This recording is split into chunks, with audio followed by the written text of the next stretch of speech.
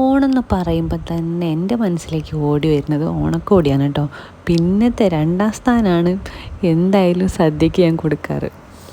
അപ്പോൾ നമ്മൾ നേരെ ഓണക്കോടി എടുക്കാൻ വേണ്ടി പോവുകയാണ്, എനിക്കും ചേച്ചിക്കും വേണ്ടിയിട്ട്. കുഞ്ഞിനുള്ളതൊക്കെ ഓൾറെഡി സെറ്റാണ് കേട്ടോ. പിന്നെ അച്ഛനും അമ്മയ്ക്കും, പിന്നെ എൻ്റെ അച്ഛനും അമ്മയ്ക്കും എല്ലാവർക്കും കുത്താമ്പുള്ളിയിൽ നിന്ന് സാരിയും മുണ്ടും കാര്യങ്ങളൊക്കെ എടുത്തിട്ടുണ്ട്. അപ്പം ഞാൻ ഈ ഒരു ഷർട്ട് എടുത്തു, പിന്നെ ഒരു ചുരിദാർ എടുത്തു. ചുരിദാറേയും കാണിക്കാം കേട്ടോ.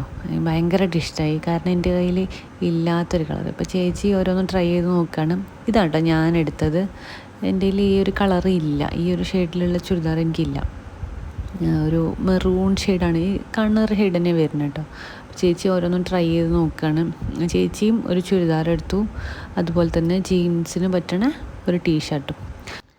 അത് കഴിഞ്ഞാൽ പിന്നെ എന്തായാലും നമ്മുടെ ഫുഡ് അടി പരിപാടിയാണല്ലോ. അപ്പം ജ്യൂസും പിന്നെ ഷവർമ്മയാണ് നമ്മൾ വാങ്ങിയത്.